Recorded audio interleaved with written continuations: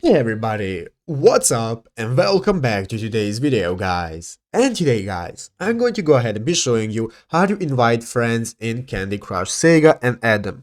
This is a very simple thing to do guys, so make sure to watch this quick and easy video till the very end and follow my steps correctly so you can make sure this works the same for you and that you can do this yourself. But yeah guys, let's get straight into it. So guys, the first thing you want to do is go ahead and open up the official Candy Crush Saga application on your mobile phone, and after doing that guys, go ahead and log into your account if you haven't already. After opening up the game guys and logging into your account, you'll be greeted by this main page right here, which is the home page of the game, where you can see all of your levels, you can see the events, the shop, and so on.